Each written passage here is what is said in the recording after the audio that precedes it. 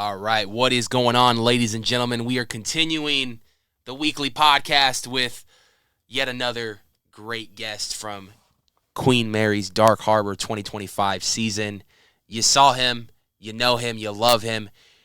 He was putting it all on the line every single night in those shows, which is why it was an appropriate nickname for him.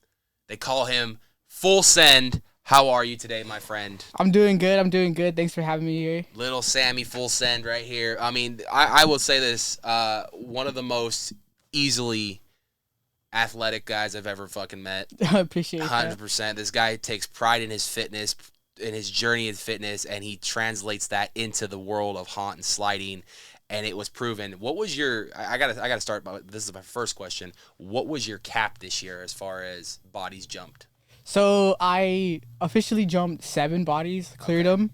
I did attempt 8 on the very last day. I unfortunately did not get it. Didn't clear it. Did not clear it. We were that close, though. I was pretty close. I didn't have eyes on it because I was the one jumping. Mm-hmm. But, yeah, I was kind of bummed out that I didn't get 8. But I'm for sure going to get 8 this coming season. He's aiming for it, man. I mean, Yeah. you are probably, as far as, I mean, we go back starting the summertime, you know what I mean, when I first got introduced to you, like officially, and through the boot camps, through the rehearsals, all that stuff, you are probably one of the most committed scare actors I've ever seen out there. Oh, I appreciate that. 100%.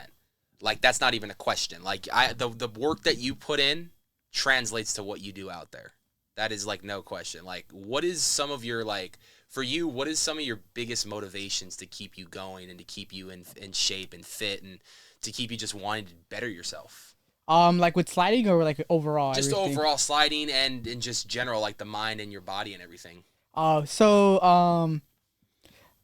when it comes to like keeping physical fit and everything, like I think like 2 or 3 years ago almost, I lost my tooth. Okay. I had the reason why I don't really want to go too much into it, but pretty much I did something kind of stupid.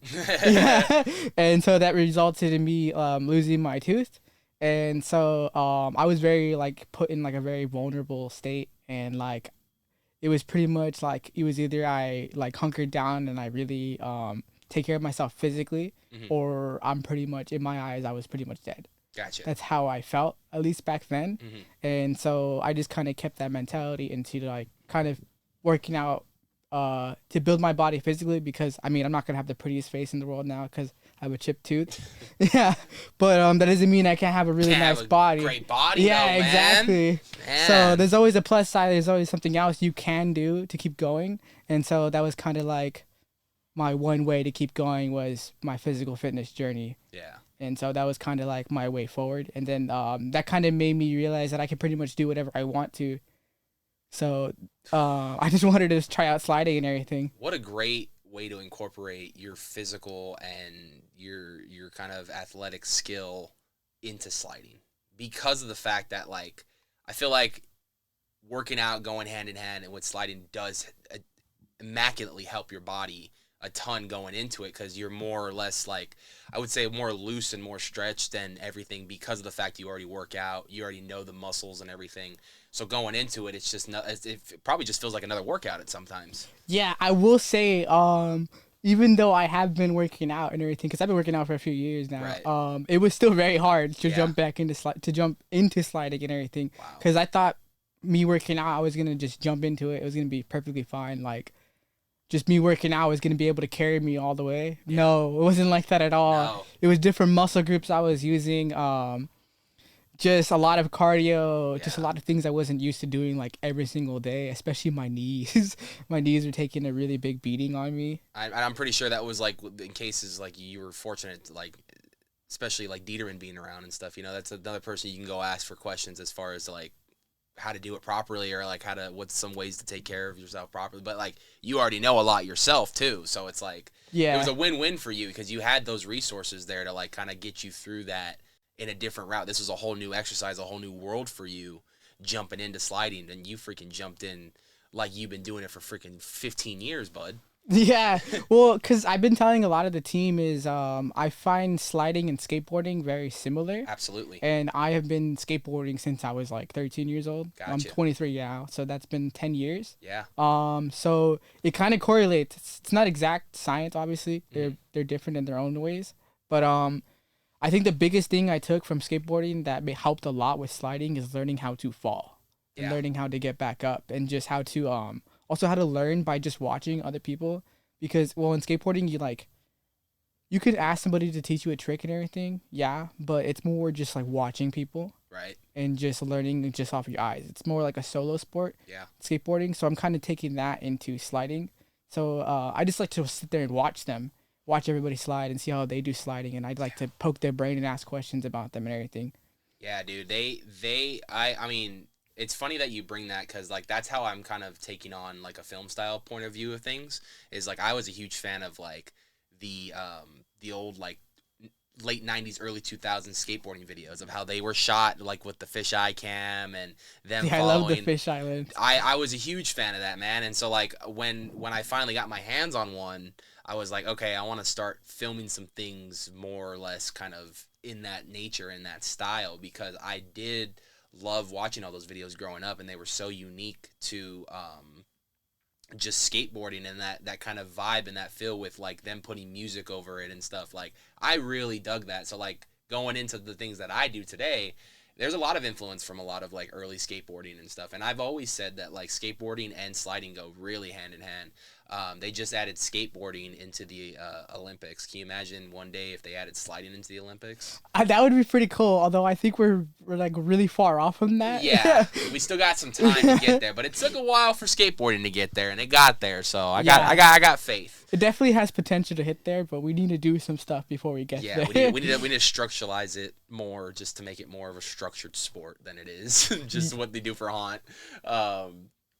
All right, talk to me about the beginning origins of Sammy when it all happened, Mr. Samuel. Where did you fall in love with Halloween and horror? So I guess I should start with Halloween because for me, Halloween wasn't always horror. Right. It was I love dressing up. Okay. So like literally ever since I was like 6 or 7, I was always asking my mom for like costumes of like Spider-Man and everything. Ironically, I'm actually wearing a Spider-Man pin. Hell yeah. Yeah. Spider-Man's the man. Yeah, so I actually kept wearing my Spider-Man costume throughout the whole year. So even when it wasn't Halloween, it could be like a random day. It could be like a random Tuesday in the middle of March. I'll be wearing my Spider-Man costume, running around pretending I'm Spider-Man. I just like love dressing up and everything, and so naturally Halloween was my favorite time of like all year. Yeah, and because so then it was cool to do it, and no one. Yeah, it was cool to do it. Nobody looked at me like I was a weirdo. Yeah, or anything. it was normal for like one day out of the year. It was normal, or 1 month now out of the year. Yeah, normal, yeah, especially because now it's a whole month. Yeah. And so that was really like where I fell in love with Halloween. And so I didn't really start doing. So my first year scare acting was actually 2024. Okay. That was my first ever year doing it. So like, Dark in Harbor general. 2024. Dark Harbor 2024. Okay. Yeah. So I started off in the Big Top. I was a clown. Gotcha. Mm-hmm. Wow, what an upgrade for you when you're 1 to year 2, huh? Yeah, I actually did really enjoy being in Big Top. I really did love. It's a fun maze, it seems like, to scare, and like there's just so much to play with and to go do, it looks like. Oh yeah, so I was actually known for there was a bunch of hay bales into Big Top. Yes. And so I have a lot of energy, and so like I didn't like to be stuck in one corner. I was trying to experiment with different scares, and so I would kind of like jump on top of a hay bale, and like there was like a fog machine, so I'd wait for the fog to like make a wall of fog around the hay bale, and I would literally like jump from on top of the hay bale like at somebody. So I would be coming from on top, like almost like flying at you. Damn, dude, that's intimidating, especially someone like me who's already 6'6". And then I have someone like you that when it's someone higher than me like that, that's crazy. Yeah, because I'm very small, so it's kind of hard. If I were to just go up to somebody straight up, like it's not really intimidating. Right. So I kind of have to find creative solutions around it. I'm really more of like I kind of have to get people off guard almost. Yeah. And this season, you were fast, like. Yeah, that's why I wanted to do it. I wanted to be super fast, especially now that I have the slider gear. Yeah. I'm able to move around more freely. Get in and out of situations real quick, like you were quick. Like there was a lot of nights I would go, and I would look around for you and wouldn't see you nearly as much as I would see everyone because you were just lapping, like you were just on it, bro. Like you were like the Flash, bro. Like you could not keep up with you. You were just that fast, but you were just going scare after scare. I was hearing screams left and right. Like I'd be bouncing around places to get different footage in different areas, and then I'd just run into you every now and then, running around. Sometimes teaming up with Devin. I'd see you run with Devin. Yeah, Devin. Yeah. Yeah. So like I would see you. I mean, you're a fast motherfucker. I'll tell you that much. I mean, you were going quick, and that is incredible for haunt season because of the fact that you got crowds. Dark Harbor's known for, of course, the beer, and Yeah, a little bit of extra guest confrontation than you will at most haunts.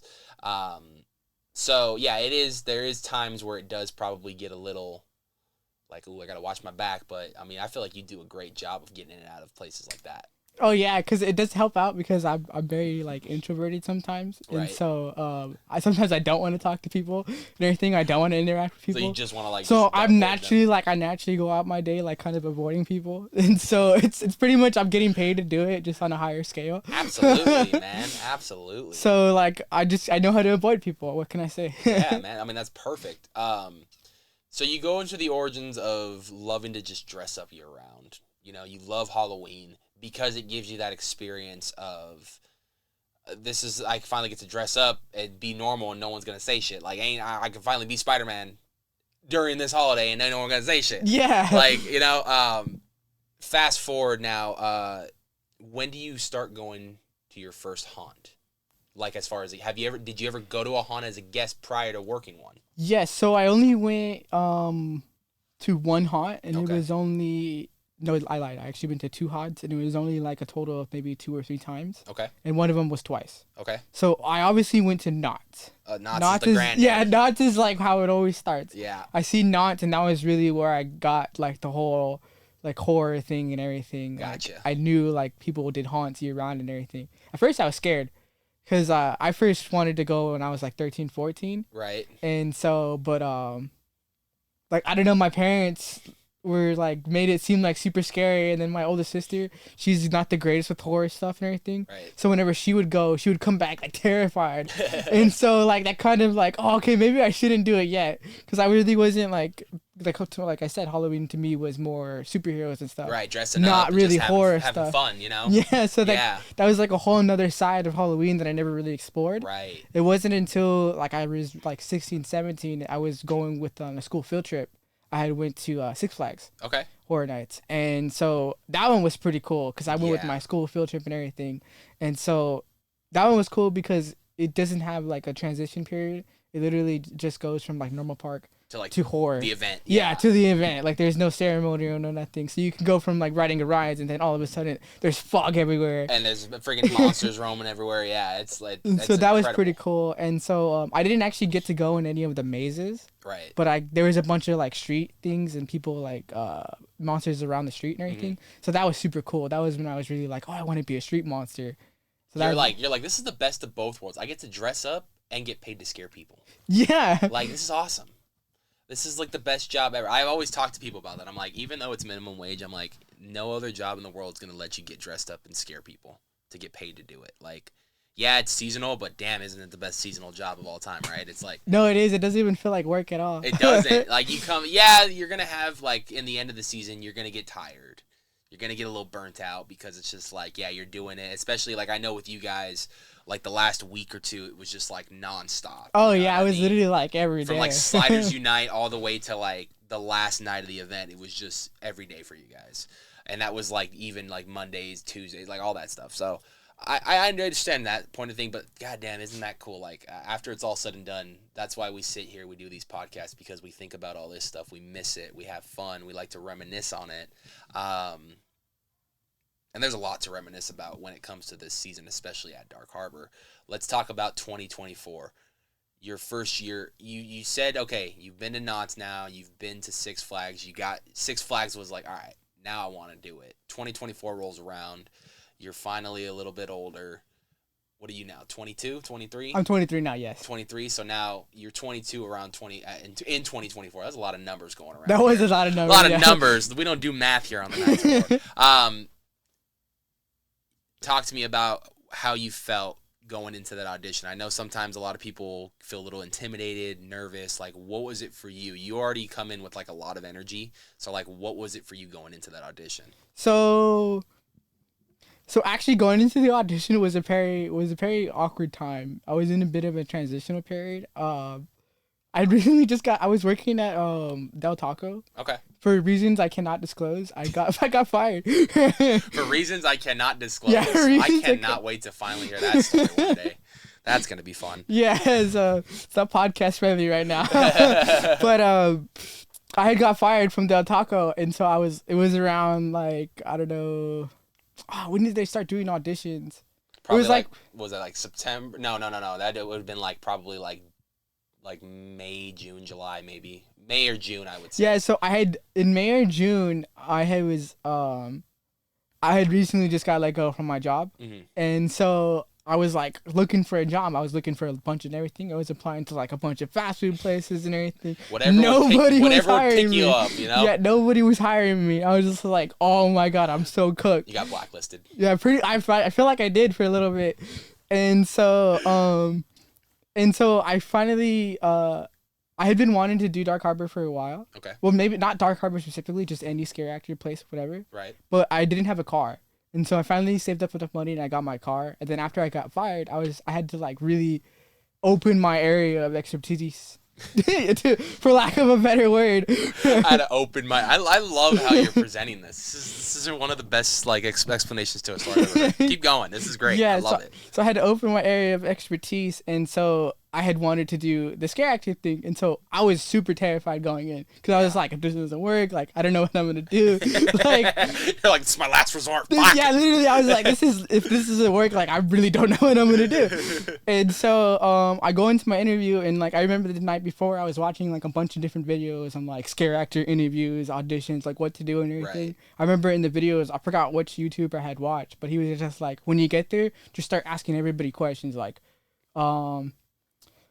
What is it? What is the auditions like? How long have you been auditioning for? Like, do you have any tips or pointers? Just like any bit of information you can get, just ask for it. Yep. Because it's like it's your first thing. You absolutely know nothing, so it's only beneficial to you to ask. Absolutely. And so that kind of they let me meet a bunch of people, and that kind of made my worries go away. Like awesome. I really had no anxiety. And they're usually very open about that, from what I've noticed. Is like they want you to feel comfortable. They want you to feel wanted there. Yeah, and it really felt like a cool experience and everything. Yeah. And then I was super worried about the auditioning part itself, because I've never done anything like that before in my life, and so it was very weird. I was very nervous, but I had to like kind of turn that off. Right. So, like, I didn't really think about the nervous no more. I was just like, I really want to do this. And so, like... Do they host auditions on the ship? They do it in X Hall. I don't know if you know where X Hall is. No. So, do you remember where Feast Exit is? Yes. It's on the ship. Yeah, it's on the ship, yeah. But it's all... They try to tuck it away so that if they hear screaming or anything, they don't scare the daytime guests. Yeah, no, it's literally on the bottom, yeah. That's actually pretty smart. You don't want to scare your guests off, but at the same time, you need to audition for these haunts. So, it's like, it's got to happen. No, I think that, in my opinion too, is like, going into any audition, cause I used to be in theater in high school. So like even people that you knew like year round, like you would work with constantly, and you would audition in front of them and still have that bit of nervousness just because it's just like, I don't know why I'm nervous. I know all these fucking people. They're not here to judge me. If anything, they're going to be here to give me stronger tips of like how I can improve this. Like, yeah, it's always just been, I think it's just always an intimidation thing because you have bosses there, you have higher ups there.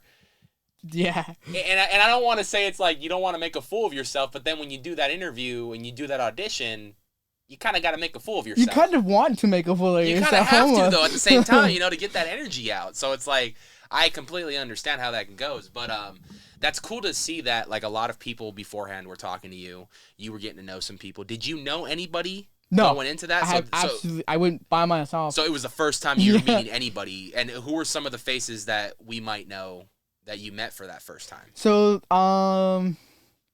anybody on the team that you met for the first time that was there? I had met Looney for the first time. Okay. I had met her. And then that's where I met Star. I had met Star that first day as well. And I didn't really meet any of the actual, like, sliders that I knew of at the time that were on the show or anything. Gotcha. In fact, I didn't really know any of them, like, at all. I didn't know them by name or anything. Right. So, like, I was really it wasn't. I didn't really go 2024 to be a slider. I was really just going to be an actor. You were just going to get a job. I was literally. Yeah, you're just like, I just need money. I need a job. Like, I need something to get me. Yeah, I was trying now. to pay the bills. And Yeah. everything. So like they could have gave me like janitor and I would have been fine. You're like, I got a job. Is all that matters.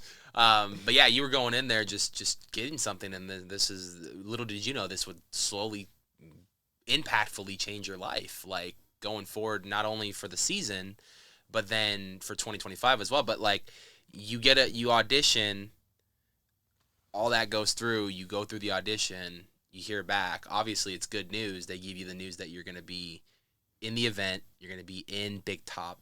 Talk to us about what that was like for you receiving that news, and the intimidation you probably felt going into maybe scaring in a thing, or maybe you didn't feel any intimidation, or just what was your mindset at going into that phone call, and then also arriving on day one?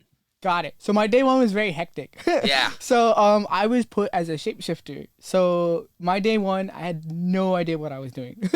Like, Man. literally nothing. I'd never done anything scare actor before. I had no idea even what a shapeshifter was. Everybody had their own spots. They were like, "Are you just gonna fill in for somebody?" I'm like, "Wait, who am I filling in for?" And so it was like everybody got there at like 5. They told the shapeshifters to get there at like 7. So I was like, Right okay. when it fucking opens. Yeah, so I'm there at 7, okay, and then so like an hour goes by, it's 8 o'clock, I'm still not in costume or nothing, and so I'm like, what is going on? I'm like, in my mind, I'm like, oh, but did I like bomb my audition so bad that They're like, no, we just forgot about this kid. Yeah, they're like, nah, screw this kid, you know? But no, it was just first day, so like everybody obviously was excited, so there wasn't really a need for any extras, Right. because everybody was there. Everybody was there. Yeah, Give them the day, and then they'll quit after. But luckily, because I did the build crew, so I had helped set up everything for the 2024 season. I helped build everything, and so I had got to talk to Star. I mean, Star had got to like converse and talk and everything, and so Star had seen me like kind of just like not knowing what to do. Like, it's already been like 2 or 3 hours. That's my sister in horror right there. I love Star. Oh yeah, I will forever thank Star. Honestly, Star is a big reason why I'm a slider and everything. Wow. Hear that, Star? Yeah, shout out to You're Star. making dreams come true. Yeah, she's a big reason why I actually started scare acting in the first place. Damn, Star, you hear that? You're the reason. Yeah, I know you're watching. Because actually, Star seen me sitting off on the benches and everything, and she was like, "Do you want to be a clown?" And I was just like, little did Star know, that was literally like my dream position. Like, for the maze and everything, like there was Feast, Lullaby, Big Top, Infirmary, and I feel like I'm missing another one. Lullaby, Big Top, Infirmary, Feast, Breakout. Yeah. So there was all of those, and I was just like, oh, I feel like I'm missing one more. Hold on, let me pause this really quick.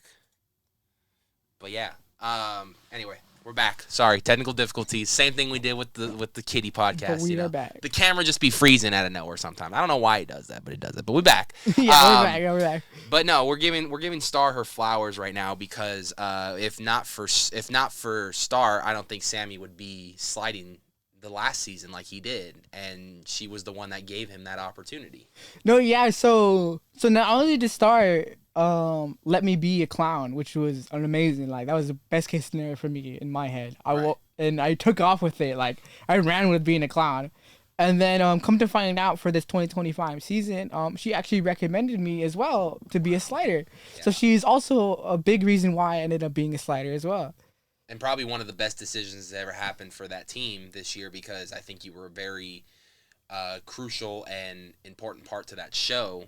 And you brought a lot to the table when it came to sliding. Like I said, I would always joke with this guy, and if you hung around me at the event and you were near me and you heard the joke, like every time after a show, I mean, this guy would go out and do like some insane things, and then I would literally come up to him and be like, "Yeah, I taught him everything he knows." Which he did. He taught me everything. I taught him everything. Yeah. Like, every single thing that he knows, I taught him.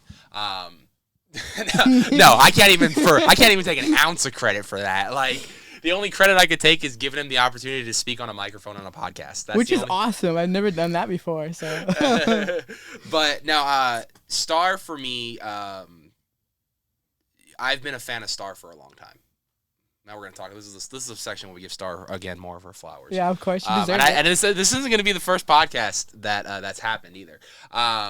But I've always said it, like I've been a massive fan of hers before I even knew her. I've practically watched her Halloween Horror Nights career without knowing it was her, and then later finding out it was her. Like that's how like how it goes. yeah, that's just how it goes. Like I was going to Horror Nights long before I was started Nights of Horror. Then I started Nights of Horror, and I continue to keep going to Horror Nights, and it's part of our channel and everything. But I would see her perform. I've seen her do Chainsaw. I've seen her in The Purge. I've seen her do so many different types of roles at that event. She's incredible. And to see where she's at now in her haunt career, where she went from being the performer to the fire spinner to now freaking general manager. Yeah, that's insane. I mean, I'm so proud of everything that she's accomplished, and she was a big part of supporting us this season, and I will never be able to repay that. I will never be able to thank her enough for that. Her and Amy, I will never be able to thank them enough for that. They were very supportive on what the approach we took on doing content at the event for the team, for everybody, for the event as a whole.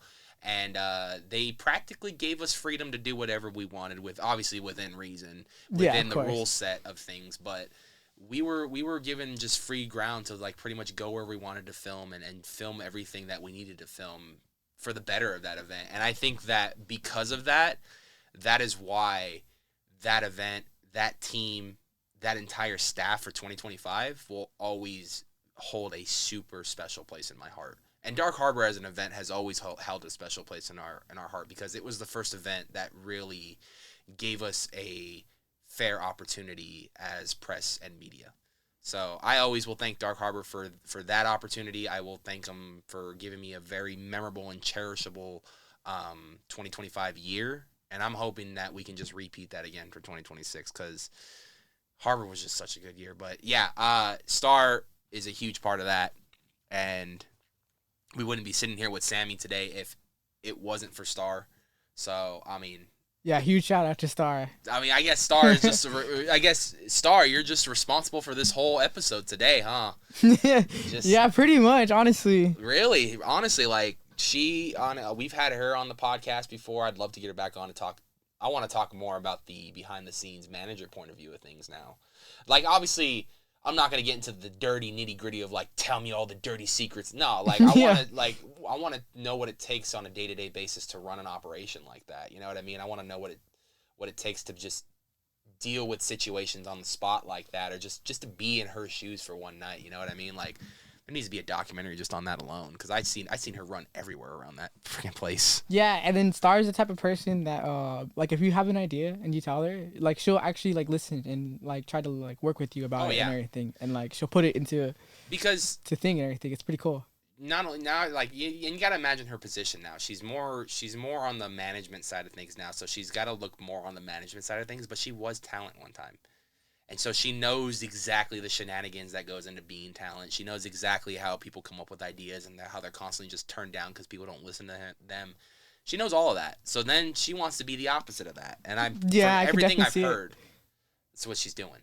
So, I mean, you guys are just so lucky to have her. And I'm glad that she's the one that's kind of helping lead the future of Dark Harbor. I mean, it's incredible. I honestly cannot picture anybody else in her position. Honestly, she does an amazing job. And she does. Like her and Amy are like the dynamic duo right now. Oh yeah, Amy has been awesome, especially for this year as well with the sliding team and everything. Yeah, she's been super awesome with us. There's even nights where they even filled in when there wasn't enough people. They even filled in for like a night just as a body so people can jump over them. Yeah, I got to jump over Amy and Star, so that was pretty cool. Yeah. So, overall, though, it seems like with the 2024 experience, it opened up your doors and horizons to a whole new world in the haunt world. Yeah. So yeah, I mean, talk to me about that. I mean, because that's a whole new world for you now. Now you're involved in it. You're in the nitty gritty of it. Yeah. So because I actually did so well in 2024, and I got to talk to the right people and everything, and so I got to be able to do Midsummer as well. You were at Midsummer Scream. I was at Midsummer Scream, so I got to do the Lionsgate maze in there. Gotcha. Because that was under 13th floor. Yeah, it was under 13th floor. So they asked if I wanted to do it, and so I was like, heck yeah, that sounds awesome. So I got to do Midsummer Scream as well, And then I also was able to do Butcher's Blackout that we had a maze here for Friday the 13th. Friday the 13th. Dude, I was so fortunate enough to go to that. I don't know if I went on Friday the 13th. I went on the Saturday, but tickets were just so hard to get. Yeah, that one was super. Oh my God. And then I saw that immediately. Like I had just gone through my breakup around that time, right? And my best friend was in town, and I had gotten 2 tickets from someone who just couldn't make it. And I kept saying for like weeks on end, because I couldn't get tickets, I'm like, well, you know what? If it's meant for me to be there, I will be there. Yeah. And I was there. Yeah, that's what's so up. Like that was just such a fun. I think that was something that they hadn't ever done, like a one-off event like that. And it was also a cool way to kind of experience Feast a little extra more this year. Yeah, it was cool working that event too, because like we couldn't see anything either. And so we were just in the dark as you guys. And I'm imagining the only eyesight you guys have is the little glow sticks. Yeah, so when we had some of us had flashlights, and so some of us I forgot I forget his name if I remember later. Flashbang people. Yeah, that's exactly what he was doing. Devin? He was flashbanging people. Oh no, I don't think Devin? it was Devin. Not Devin. Was it Maybe Logan? Devin was flashbanging people too, but it was so cool because you literally would just be pitch black and you just go up to them with a flashlight and just flashlight bang them. Yeah. It would get them because nobody expects that at all. And it sucks bad if you're a guest, but it's fucking funny. Yeah, it's one of the most funny things. Funny. And then I had like this metal pipe too, and I had a metal pot, and so I would literally go from like across the room. And so I had this area where if I throw it, like I wasn't going to hit nobody, but it would go into the pot. Right. And it would make this loud bang. And you could hear it from like multiple different rooms throughout the ship. And it's pitch black. Oh, yeah. And so I would just chuck that thing and just make them make a loud noise over here. And they'd all scream. And then I'd pop in their face behind them because they're too busy focused on the pot. And I would just get like a double scream on people like that. Dude. For an event like that, because it was in the dark, they still make you guys wear makeup for that event? Yeah, we were in full-blown makeup and everything. Oh, wow. So you guys were full on. Was it like a look, or were they just kind of giving you darker colors to kind of blend you in with the No, like we had the whole Feast look and everything. Oh, wow. Like we so had they full on flashes and everything. And they committed to the whole look. Yeah, I even had stuff written on my arms. Even though you couldn't really like full on see it, they still wanted it to be It's because at the beginning of the night, some lights did come into the ship. Gotcha. And so you can still see us sometimes. If you came at the beginning, I wasn't really blacked out. In the reception area at the end, right, where they had like the little kind of like bar. Yeah, also there they had a bunch of lights and everything over there as well. So that was really cool. Yeah, because I was just thinking, I was like, if you're gonna do a pitch black maze like that, you know, I mean, it's just easier to go with just darker colors and paint up like that, so you blend more in, just to kind of keep that. I'm not saying do blackface or anything. But I'm saying like, you want to blend in with the, you know, and I know they told you guys to wear darker colors as far as a costume idea goes. Cause I remember talking to Devin about it. And they just wanted us to pitch black pretty much. Pitch black just to kind of blend in, which was smart because it helped in the long run to kind of keep that illusion going of everything. So that's cool. I mean, you got to participate, you know, with that successful season of 2024. You know, it opened up doors for you to participate in the Friday the 13th event. It opened up doors for you to participate at Midsummer Scream. And ultimately, that would open back up that door for you to come in for the 2025 season, and not only as a scare actor, but as a slider. Yeah, so this season was my most exciting season yet, hands down. I will say this though, in the span of 2 years, you've done and accomplished a lot. You should be happy and proud of that. Oh, I definitely am. Like I've definitely been trying to hit the ground running. I feel like I have a lot of time to catch up for. Oh, yeah. Because a lot of people in the haunt industry have been in there for years. Well, you're still young, dude. Yeah, I know. You're 23, and you got so much time ahead of you. Like, I'm 27. I'm almost 30. You're 23. You got 7 years till you get to 30. You still got so much time, man. You're just getting started. You're not even in your prime yet. Yeah. You know what I mean? And that's saying a lot, because that means you still have more to bring to the table. And you just got started year 1 of sliding. Can you imagine what's going to keep going when you add more and more years to your belt? When we start rehearsing for boot camp, when we start all that. But like, talk to me. I mean, this was a huge opportunity for you. You're kicking ass. You're taking names at the boot camps. You're showing up for show rehearsals. I was there for it all. I seen it happen. I seen you put in the work all summer. You do the auditions. You get on the team. You had a successful summer with 13th Floor already, doing both Midsummer Scream and the Friday the 13th event. Talk to me about day 1 of 2025 haunt season. where did that begin for you? How did that kick off for you? And what was like your emotions going into that year? So 2025, like the very first day, like day one, that ground I've only slid like 4 times. That's what I was hearing. A lot of people were having trouble with a little bit with the ground. It was brand new pavement, but that don't mean it was good. Yeah, so it was like, it wasn't that it wasn't good. It was the fact that like literally like 2 weeks before the show, I think we only slid that ground maybe twice, and we had to. And all summer we were at the rink, which was like waxed up, super and smooth glossy. ground and everything. Yeah, it's like the best ground you can possibly slide on, and then you transfer over to that ground, which is all rough and stuff, compared to that. Yeah, so it was very nerve-wracking to say the least, because I didn't know how running around was gonna be. I didn't know like how sliding was gonna be. Like all the ground looked super like cracked and everything, and so I was just like super worried. And then like when I started sliding, I was like, oh, this is actually pretty cool. Like I actually like got rid of like all the nerves and everything. And, like I started to trust my gear and everything. And so like, not gonna lie, day one I was extremely nervous, especially going up to my first show, because I've literally never done anything like that before in front of people. Right. Like I've done my practice at the rink and everything, but that was like the first time. And that's just in front of peers and friends, like so it's like that's not even in front of a full blown audience like what it's meant for. So this is day one, your first show. Yeah, so day one, my first show, I had to pee. Like right when we're starting, you're like, fuck, I gotta pee. Yeah, no, literally, I told Ruby, like, I kept joking around about him just throughout the whole season. I was just like, I could be, like, perfectly fine. As soon as show is about to start, I have to pee. Every single show. It's just the nerves, man. Yeah, I would joke around. I'd be like, yo, watch, Ruby, I'm gonna tell you I have to pee, like during show. And sure enough, like, every time the show would come around, I'd be like, Ruby, I have to pee. Would it be right before, or would it be, like, as the show? It'd be during. It would be during the show. So, like, you guys would be back there getting ready for the next stunt, and you just go over to Ruby, like, hey, I gotta pee. Literally, I'd be like, I gotta pee. I think next year, Dark Harbor, the damn freaking camera went out on me again. So what I was gonna say was, we're back, by the way, another technical difficulty. What I was gonna say was, next season, I'm gonna tell Dark Harbor. I'm looking at you, Dark Harbor, right now. Yeah, we're gonna put a porta potty in the vicinity of the slider show, so that way he doesn't have to disappear. He just, and then we put a lock on it, so it's just for slider team use only. And so when you guys are away from the show, we put the lock on it, and only you guys can get in it and access it when the show goes on. I would actually love that, because I think the entire team would, because it'd probably be the cleanest porta potty on site. Oh yeah, 100%. Yeah, it probably would, because it'd just be these guys using it, and knowing how these guys are, they're gonna make it the cleanest possible, because it's their porta potty, and the porta potty is already disgusting as it is. Yeah.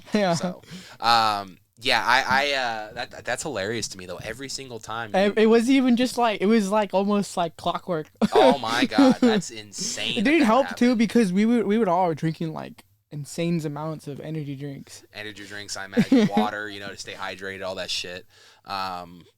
Yeah. That from what I hear, for a lot of hot monsters, it's nicotine and energy drinks. Yeah, I don't really like nicotine. Not you. No, Not you. Me. I do something else. You and I are on the herb side of things. Yeah, I'm more of a team herb. But for a lot of actors out there, I know it's a nicotine and energy drinks for them. But I mean, dude, you, in my opinion, have one of the sickest landings when it comes to sliding, especially jumping over bodies. And when I say that is, this guy is, when he lands a slide in show, especially when it's jumping bodies, he lands practically doing a fucking handstand. For like at least a good 2 or 3 seconds in the fucking air. I'm not even exaggerating that. That's how much power and speed this guy puts into jumping and landing, that he's literally doing a fucking handstand in the air for at least 2 seconds while he's landing. Yeah. Talk to me about that, because this is like, honestly, this is your signature now, in my opinion. Yeah, so I'm actually kind of tweaking it. Trying to develop an actual handstand slide. Okay, so this was just kind of like the, what can I say? This was like the demonstration, the demo, if you will. This is like, we're just testing the ground with this. Yeah, so 2025 was definitely my test run for the handstand slide. I did bring it out a bit in the shows, but it... for your name call, mostly. Yeah, for my name call, definitely. Yeah. The reason why I didn't do it a lot was because it definitely hurts my shoulders. I was going to say, It does look pretty painful. Yeah, so there was actually a trick where I would... put the limbo bar would be put on the second setting. Okay. and I would slide, stand up almost, and jump over the bar, land in a handstand, and keep sliding like Okay. over the limbo bar. Okay. But I just couldn't do that, or I maybe did it like once or twice during the whole season because that trick specifically just hurts your shoulders a I lot. imagine. I mean, the way you were landing, dude, I was like, ooh, my fucking shoulders hurt just looking at it. Like, Yeah. oh, man. So that's why I kind of really didn't do it too much in this season. But with that being said, I do have like plans to make it better for this season. Okay. So that's what you're going to go into 2026 at the rink this year, is really kind of developing that more smoother for you, a little bit more comfortable for you, and more like on it for you. Like you 100% can just. So that's what we're working on in 2026. Yeah. So my goals with 2026 for sliding is that I really want to take it to the next level. I feel like I have the skill set for it, and I feel like it hasn't really been done, or at least if it has been done, it's not really been out there quite as much. Okay. I want to bring calisthenics into sliding. Okay. So kind of like how the handstand slide and everything, Yeah. but I want to bring more advanced calisthenics into sliding. So the handstand slide is pretty much kind of the test ground for everything else. Mm-hmm. I eventually want to make the handstand a handstand push-up slide. Oh my goodness. Yeah, so that's gonna come probably not 2026. You are gonna be okay. So this is what you're doing right here. You're taking the game and you're just adding a whole new chapter to it. Honestly, from what I'm seeing, because I don't think I've seen a lot of people, let alone anybody, do what you're talking about doing. Yeah, so, I haven't either. So when this podcast gets released, I mean, you got a 2-month period before this podcast gets released. I know, which means you better get on it and get it out there before someone else steals the idea, because they're gonna watch this podcast and get the idea. I will say, after this podcast, I am going to the rink right now. He's going to the rink. He's going straight, and it's honestly right up the dam. It's only like a 15-20 minute drive. Yeah, that's why I brought all my gear and everything. I was like, I'm making the drive. Might as well go to the rink. Yeah, and we're gonna wrap you up so you can do a nice little evening session before it rains hard out there. But I will say this, man. You are gonna, if that is the case and you're gonna do it, and I know you're gonna work on trying to do it. Obviously, you're trying to do it the safest way possible. You're trying to do it that's good for your body. Yeah, with that stuff. Well, that's where the skateboarding aspect comes into it. Exactly. I really don't.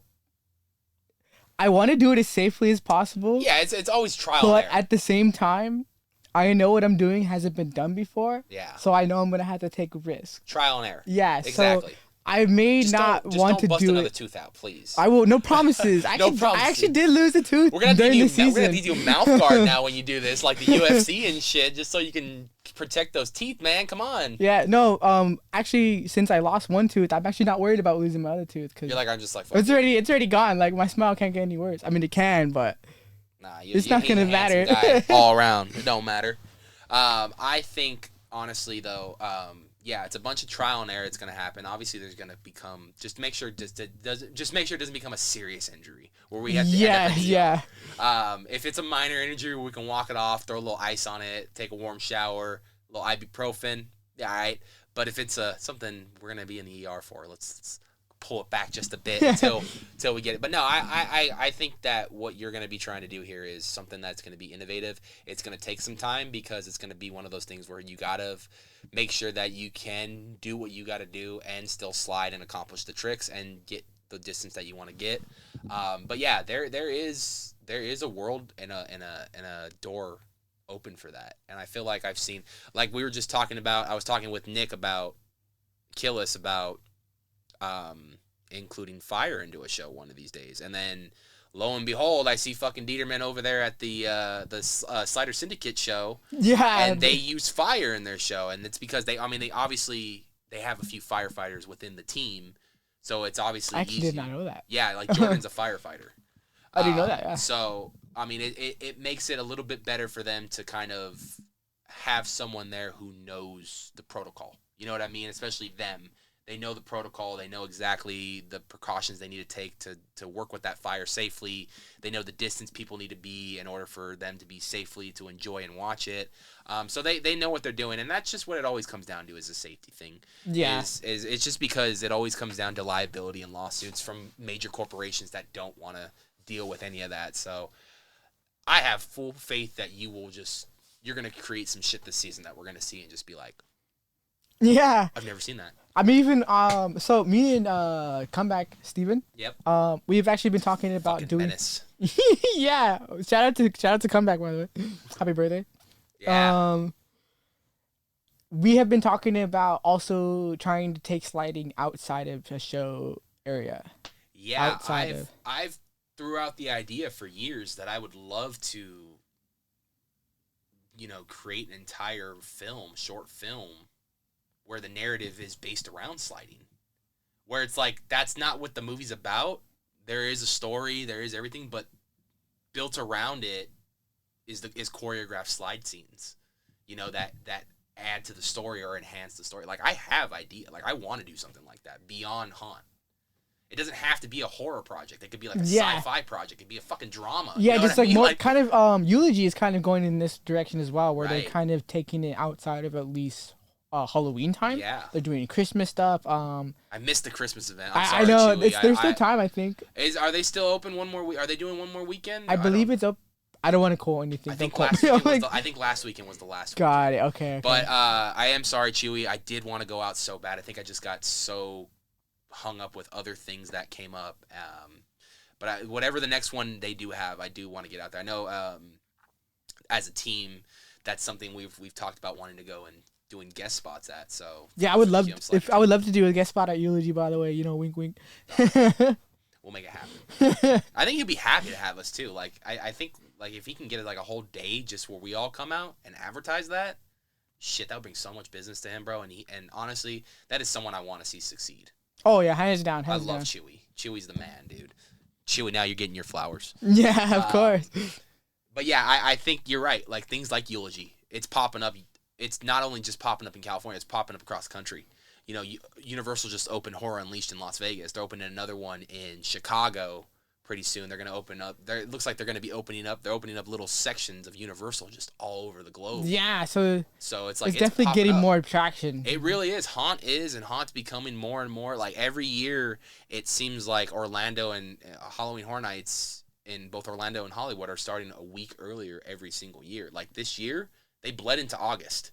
They were like the last 2 dates of August. I didn't know that. In Orlando, but they bled into August. So I mean, even though it was 2 dates, it still was in August.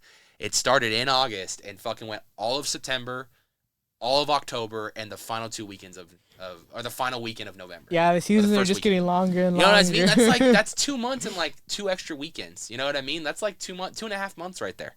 If you put it all together, like that is incredible that we are getting to an age where haunts starting to become year round. Like, I don't know about you, but like I don't feel Christmas until after Thanksgiving. That's just how I've always been. And so that's just 1 month, right? And once Christmas is over, it's over. Like once the 25th comes and goes, yeah, there's really nothing. It doesn't feel like Christmas afterwards. Yeah, like right now it doesn't feel like Christmas. It doesn't. And we're like 2 days away as of this recording. We're 2 days away from the brand new year. And it doesn't feel like Christmas. It doesn't feel like the holidays anymore. Halloween, however, you can do that shit for 2 months, and every single weekend's going to feel like Halloween. Every single weekend of the calendar year can feel like Halloween because Halloween, for some reason, just has that vibe of, like, it goes beyond Halloween. It's a genre of horror, you know what I mean? Like, there's so much to do with Halloween that it goes just beyond a holiday. It literally is just year-round now. They're making movies that are just year-round. Did this thing pause on me again? Oh, no. But you catch my drift.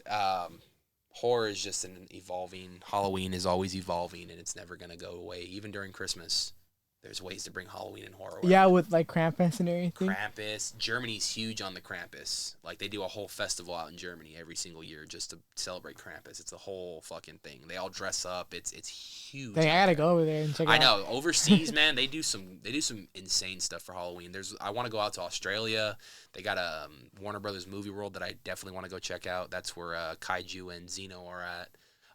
The Australian sliders over there. They were supposed to be a part of Sliders Unite, but we just couldn't get that worked out because of the Australian flight. It's a long one. It's at least a day almost. Dang, that's crazy. Yeah. It's you're up there for about 16 hours. I think it's at least. So dang. It's a mission for them to get out here. But if we can get them out here for Sliders Unite one year, that'd be incredible. Yeah, Sliders Unite was an amazing show. Honestly. You were part of that. Talk to me about your experience, because like not only do you have an incredible rookie season, not only do you have an incredible summer of 2025, not only are you having a great 2025 season, but in your first year as a slider, very first year as a slider, you were able to participate in a show that's only been around. This is its third inception of it now.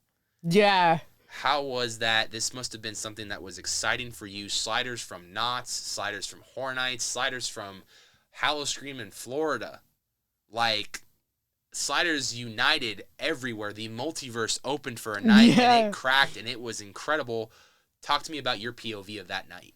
So, it was pretty cool, because I'm new, so, like, it was kind of like a way to kind of, like, see how I kind of like fare against like all of the rest of the sliders and everything, and like see how awesome they are as well. Cause like some of the sliders that I saw at Sliders Unite, I've literally never seen them slide like in person or anything. So it was like brand new for you. Yeah, so it was like I was watching the show for the first time. It was like and I was in the show. Yeah, you were the guest. You know what I mean? Because like you were just seeing some of these people for the first time. Yeah, literally, I met some of people for the very first time that day and everything. Yeah. And so it was awesome, and it was like that whole day felt like a holiday, almost. It felt like didn't it just feel like a big like high school reunion or? It just felt like a big party and everything. Something. So like normally we were zoned the entire time, like for the entire season. Yeah. But for Sliders Unite, since there was so many sliders, we got to go literally everywhere. You can go to the Carnival, you can go to the Chainsaw Alley, you can go to the Voodoo, anywhere you wanted to, man. It was open season for these guys. It was,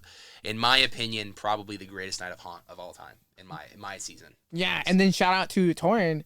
Torin's awesome. I got to see because so was that the first time you met Torin? It was I've met him before, but it was like the first time I seen him like jump a bunch of people and everything, and like really sit down and slide. Yeah. And it was awesome because at the time it was only me and Tonto who were really jumping more doing than the big slide. We were doing 6 to 7. Tonto was of course doing 8. Yeah. And so I think that was the cap for the season, right? Yeah, the cap was 8. Yeah, because I think Dieterman someone tried to attempt 9, but they didn't clear it. I think Tonto tried to do 9. But he might have. And I think Dieterman tried to, but then he didn't clear it. I'm not too sure. I don't think Dieterman did it. I think he tried to clear 8, and he couldn't clear 8. But he cleared 7. I'm not too sure though. I think he did 6. I think he did 6. He might have did 7. I'm not too sure though. I know he could probably do it. I think in his all-time is PR 9. Is 9. Yeah, he did 9. So Dieterman's a beast. I want this year. Okay, so yours is 8 currently, right? No, mine is 7. Yours is 7. Almost 8. My goal for you one of these days is, I know you can do it. I want to see you do an even 10. An even 10? Yeah, I think I can, honestly. We got to get some of the shortest bodies ever. We got to get the shortest bodies ever. The freaking, just line them all up, get them good.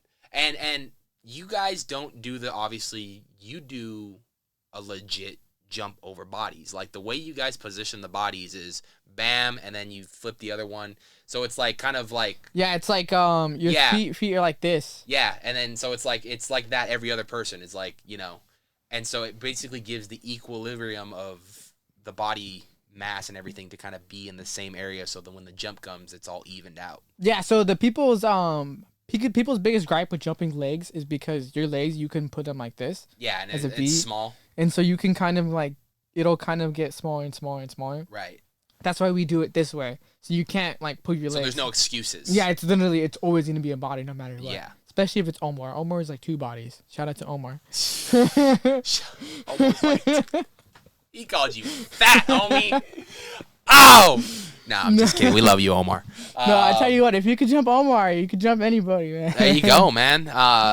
Stack Omar and Devin on top of each other. Yo, if you could jump Devin and Omar, dude, get on the team. We need you. You're good. No, I think that's incredible, though. I think that night alone was incredible. That it was cool to see so many people that I always saw at Knott's that season come over to play at Dark Harbor for a night, and that they were given that opportunity to do so. Not only that, you got to see so many people come out and visit that normally work, and they were there as guests that night. It was so incredible that it became, even dance party was it was a lot more fun that night than it had been any other night we've done it. And you know me, when I was there every night, that I would go, we would always have a great time at the dance party. Yeah, And, especially the foam party too. Yeah, dude. Like, I mean, and I think all of us, and I know for sure you guys have, but at least like me, because I went multiple times. If you hadn't inhaled and had a cough attack of the soap at least once, Yeah. what are you doing with your life, bro? Dude, the night that happened to me, I was coughing all the way home from Long Beach to here. Yeah, no, it's funny because they told us, they were like, we're gonna do this every weekend, and then it turned from every weekend to every day. Yeah, because it was only supposed to be like on Saturdays, right? Yeah, like, no, yeah, it did start off. I think it was only supposed, yeah, like you Saturdays because they were only had, and then it just became so popular that like, you know, because like if anyone for specifically the 2025 and 2024 season for Dark Harbor, what they typically do on a given operation night is, they have their early entry that starts, I believe, around like 6 or 7 is like the early entry. Oh God, what? No, sorry. That was not on purpose. That was not on purpose for me. That was on purpose for him. Sorry, I've been around, been around a lot of kids. Okay? Oh man, but you know, you get that happy hour in. It's mostly people to just buy some alcohol in the beginning. A couple of you guys would roam around if you guys got out there soon enough. I know sometimes there would just be a line to get makeup and wardrobe on, so then it would just be happy to get you guys out there right when the clock struck 7. Yeah. But basically for you guys on a given night, it was go out there,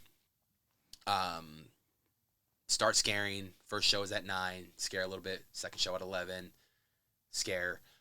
By around 12 o'clock or 11 o'clock, 11:30, they would start slowly kind of advertising / shuffling people to the stage area because that was what they were doing the final maiden voyage. Yeah. They'd have the whole dance party over there. Everyone would go over there. I think a lot of the mazes would start closing around 12:30, and everyone would just go out there and dance. You guys obviously were there. And then around a certain time, like the last 30 minutes of the event, is when we would turn on the foam. Yeah. The foam pit. That foam, man, I have not coughed more. But I saw so many people that were there guesting that night that just were having so much fun with that thing. Oh, yeah, that thing is so fun. And, like, we're just sitting there watching them like, yeah, just wait till you have to, like, go backstage and you're still feeling all wet. It's not fun anymore. Oh, yeah, that's the worst. Because you get your undershirts and everything get wet as well. So it was just like everything was wet. And it's cold over there, too. Oh, yeah. There was nights that got really cold. And there was nights that I remember the night that I really got drenched in it the first time I ever saw it got in there. I never did it again after that night, but my freaking shoes were all soaked, bro. Like I had luckily I had like a freaking towel in my car. I was wiping my shoes just so my freaking foot wouldn't slip off the pedals. I know. Luckily, we all had like jumpsuit. Well, at least I had a jumpsuit. Some of us didn't, but I had a jumpsuit, so it would just come Ruby off. You did for sure. You, Ruby, and Steven did. Yeah, me, Ruby, Steven, Devin. Pretty much all the guys. Yeah, just about. And then Kitty had a jumpsuit as well. Well, sometimes. Worm kind of had somewhat of a jumpsuit. Yeah, she had like an old school jumpsuit. Kinda. Yeah, it was like a sailor's jumpsuit. And I believe that was everybody. Yeah. Else. But yeah, it was really it was just an experience that night, and I will never forget that night. I go back and watch Sliders Unite the show on YouTube all the time, the one that I cut. Yeah.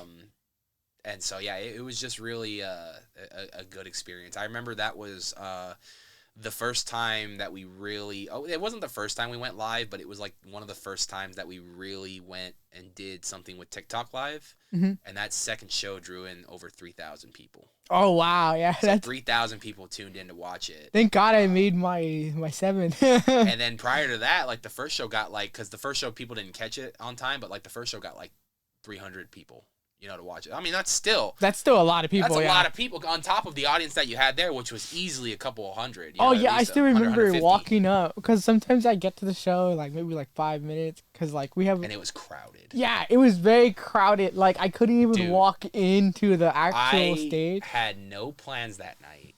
I did not go anywhere. I just stayed in that area the entire night because I knew that was going to be the situation. Yeah. I was like, I knew what spots I specifically wanted to record the show, and I knew I had to be there at a certain time specifically for the one spot. And that was the spot that I did at the second show when I was directly in the middle at the end towards next to the stage where you guys put the railings. Yeah. I was right in the middle, and I wanted that spot.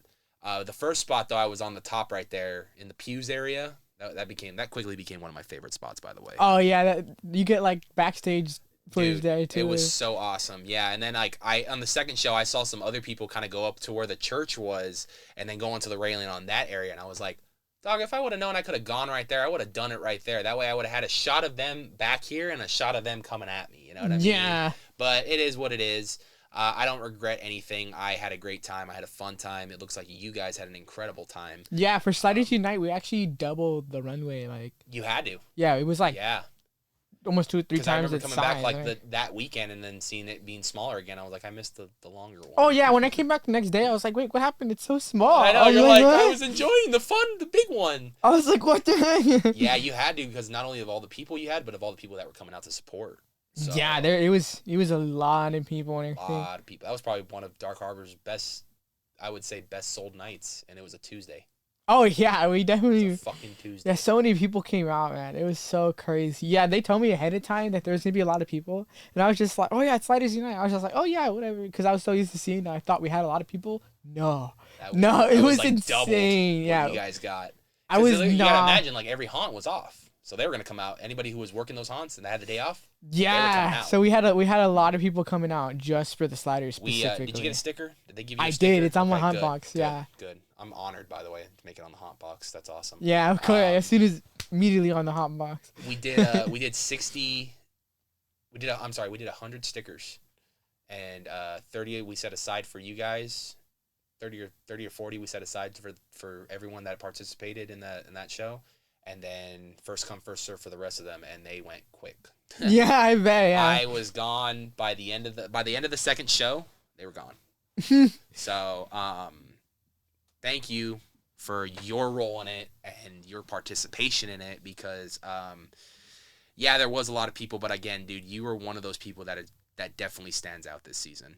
And like I said, your unique skill and your unique way of how you go about doing things and the way you slide is so unique to who you are. I think Star made the incredible decision and call when she suggested you to be a slider. And now you're just getting started. You still got more legacy to build. You still got things you want to try out. I'm pretty sure there's still bucket list items you want to check off. Oh yeah. So Yeah. there's one slider who really impresses me whenever I watch like his old school videos and everything. Yeah. It's Nemo. Okay. So Nemo, he does no hand jumps. Okay. And so like he's done I think like at least 6 or 7. I didn't mean to do it on purpose that time. What? Oh, 6. Yeah, you almost didn't notice it. Yeah, You didn't notice it. And you would have said anything. I would have noticed it. No, yeah, but yeah, he does an insane amount of bodies, and that's not easy. Like it's super scary to do a jump without hands, and it's very like that's how they used to jump back in the old days and everything. Well, that's what he told me.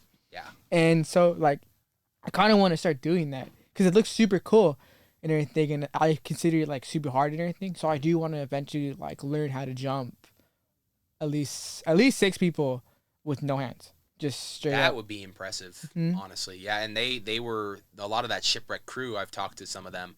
I'm gonna do a podcast with some of them pretty soon. They were famous for not doing any hands. Yeah, and it's that was their style. yeah, and it's super cool. Yeah. So like that was them, man. That's what made them in the early days of Dark Harbor, in the early days of Shipwreck.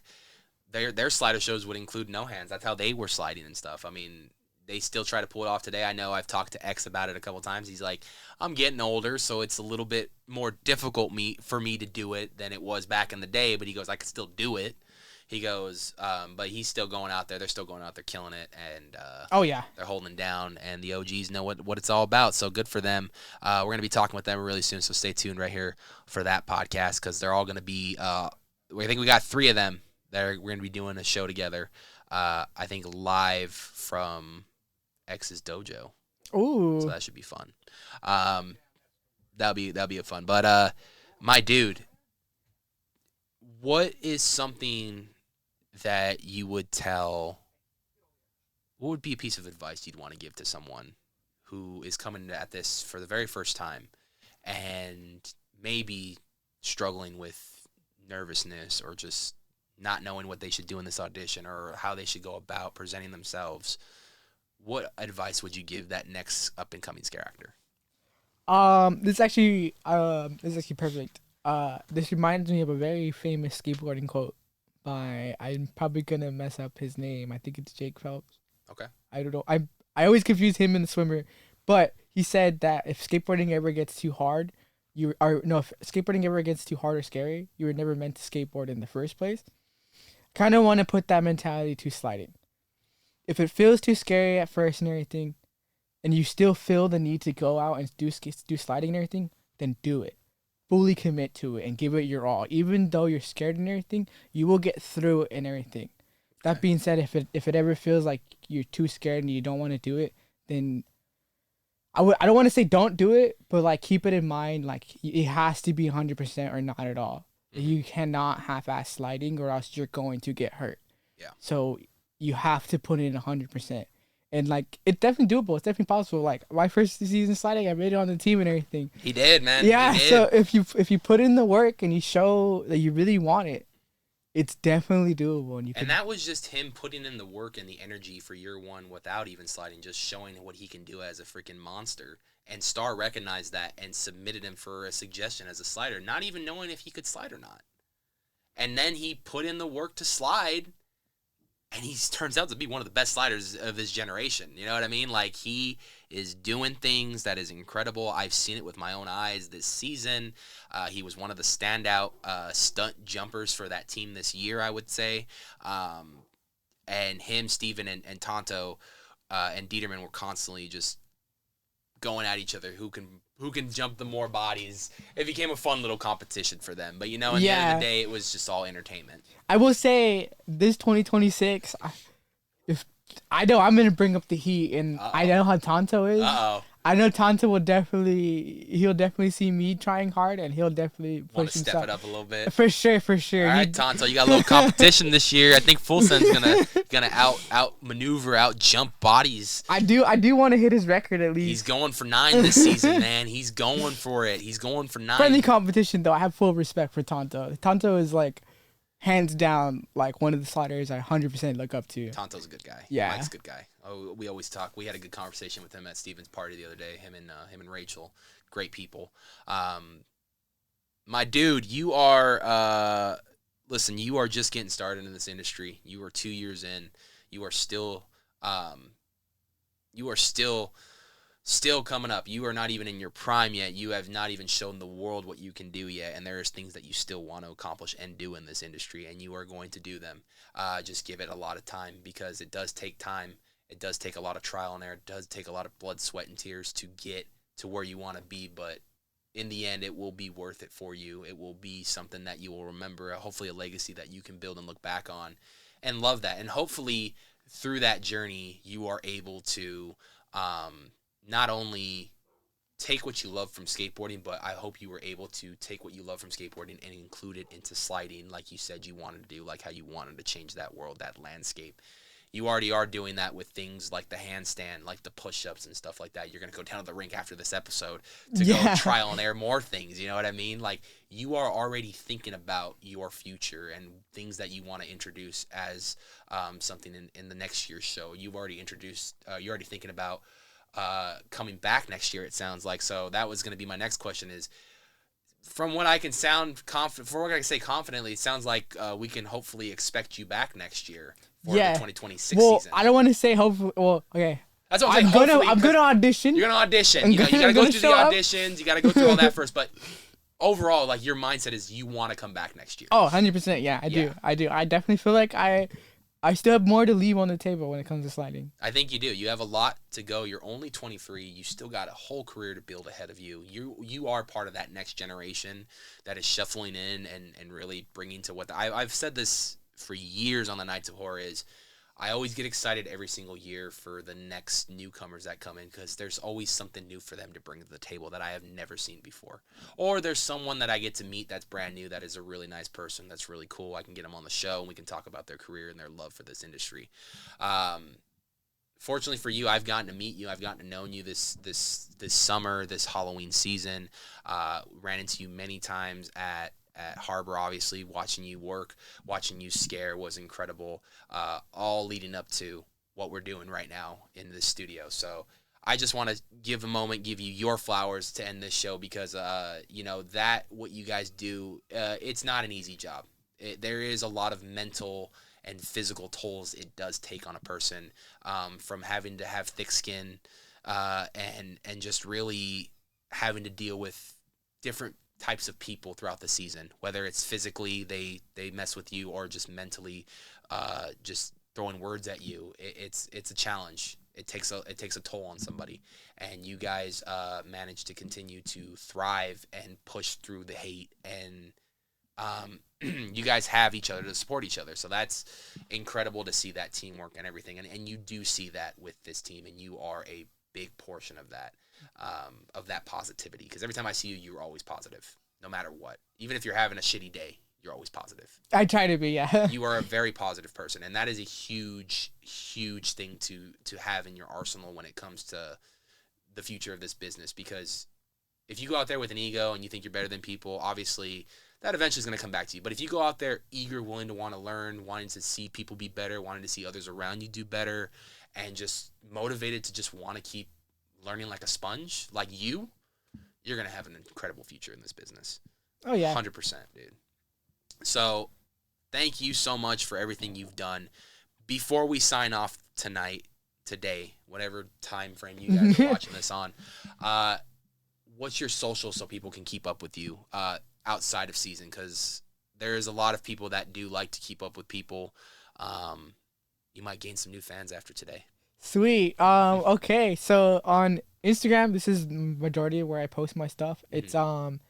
It's the Demonic Angel. So it's gonna be I spell it really weird. So it's it's TH3 okay underscore D3 then how you spell demonic. Okay, to put it simple, if you search my name, Samuel Monterosa, on Instagram, my Instagram will pop up. I guarantee you, if you even search Demonic Angel, it will come up too. Yeah, it's the Demonic Angel, but it's instead of on the E in 3 or the is a 3. Yeah. The E in demonic is a 3. And the A in angel was a 4. Oh, okay. There you go. Got a whole thing going, man. But yeah. Oh yeah, so there's a whole story behind that if you want. Yeah, what do you got? What's the whole story behind that? So there's an angel number called so my name is the Demonic Angel because I feel like my whole personality is very duality. Okay. So I feel like sometimes I could be really nice and sometimes I could be an asshole and everything. I think you got to push you to that place. Yeah, though, but I definitely do have that side. It's everybody does. It's still definitely a part of me, and of course. I feel like my side's pretty bad, and so I feel like I just have to balance and everything. Mm-hmm. So that's why it's kind of like a demonic angel, kind of like a fallen angel, kind of. Right. And then 334 is an angel number that basically just means that whatever you're gonna be doing is gonna bring good luck and good fortune to you. Oh, okay. Mm-hmm. So there's a whole meaning behind it. That's my whole name actually has like a lore and everything. I really like it when names like that have meanings behind it, rather than just that was all that was available, so that's what I took. No. Yeah, it actually worked out and everything. I like when things have meaning behind it as well. Most of my things actually do have meanings behind it. You just gotta really look. Hell yeah, I like that. Well, man, you're doing incredible with not only your haunt journey but your physical fitness journey. I see you all the time in the gym, clanging and banging, but you are very passionate about fitness and how your body looks and stuff, so keep up with that, man. If that's like your therapy, if that's like your escape from the world that is the reality of this world, keep doing it, man. If that's something that gets you, if you're having a bad day and that's something that gets you away from that bad day, do it, man. It looks like you actually genuinely enjoy going to the gym, escaping for a few hours or however long you go, and just not have to worry about anything but just you and the gym. Yeah, it definitely helps. It's like it gives me something to work towards. To like, I need to see progress, or else I'm gonna feel like I need to see like I'm doing something productive, or else I feel like I'm just wasting time. And the gym is like, it's not instant results, but if you're consistent with it, like you could definitely see progress and everything. Oh yeah, 100%, dude. I definitely think that gym is beneficial. Outside of sliding, insiding, with daily life, anything, like I feel like the gym is a really good platform, foundation. It's a really good foundation to have to build upon for other things. And not to mention, like, there's so many different reasons and ways for you to get there and go there. Like, you can be mad, sad, happy, want to just have a change in your life, and you can just go to the gym and just erase all that, you know what I mean? Or just build on that, you know what I mean? So, yeah, man. Well, Full Send, it has been an absolute pleasure watching you work this season. I can't wait for 2026. I can't wait to see what you do. I imagine I'm going to see you at all the boot camps. I imagine I'm going to hopefully see you at all the show rehearsals, because we're gonna have to put together another bitchin' ass show this year. Yeah. Wait, man, it's going to be sick. But if you guys want to follow him, go follow him on his Instagram. Yeah, I don't know if you can put it up on the screen. We can put it right there. It'll be right here on the screen. So you can spell it out, and everything will be good. Go follow us on our Instagram, all of our socials. You know, if you're not yet subscribed here on YouTube, subscribe and hit that bell notification to be aware every time we put up videos every Wednesdays and every Sundays. So stay tuned. Yeah, and there's a bunch of good ones coming. A lot of podcasts coming out. Every single Wednesdays, original videos every single Sundays. So stay tuned. We got a lot of good content for the 2026 year ahead of us. But if nothing else more, also if you're listening on Spotify, make sure to follow us on Spotify, the Mindless podcast. That way you can listen to all the brand new episodes when they drop. First here on Spotify, and of course on YouTube for our video platform. Which now I'm seeing though, Spotify is letting me upload videos on their platform too. So I'm just like, do I just upload the video to the freaking platform too, so that they can have the video and the audio for the I don't know. I think you should, honestly. Yeah, I know. We might have to play with that in 2026. I swear. We haven't uploaded any podcast yet, so we might have to deal with worms. You might be somebody who has Spotify Premium. I would enjoy that very much. There you go. I know. I got a few Spotify fans that listen to me outside of YouTube, so that makes me feel so happy. I'm glad I can provide all those ways for anybody to listen to the podcast. Yeah, it would make it a lot easier, especially when I'm at work. Or in the gym. Yeah, the gym there too. There you go, man. Literally just put it on. Go on a podcast for like an hour. Bam, you're already done with the workout. An hour passed by. It would probably help me lock in, honestly. Hell yeah, bro. You can listen to everyone's stories. I got a lot coming out in the next couple weeks, so stay tuned. Or you can listen to old episodes too. I do like listening to old episodes. Shout out to Killis and shout out to Killis and Dieterman too. I recently just watched both of theirs. Oh my God, Dieterman! I think we've done like 3 or 4 with him, and Killis. We just recorded his second one a few weeks ago in studio here. The first one we didn't get to do in studio, but made sure before he moved away from California that we got him in studio and recorded that. So that was a cool one. That was fun. But my friend, thank you so much for the time. We appreciate you coming out. And we can't wait to see what you do next season, bro. But until then, if nothing else more, y'all stay spooky. Yeah.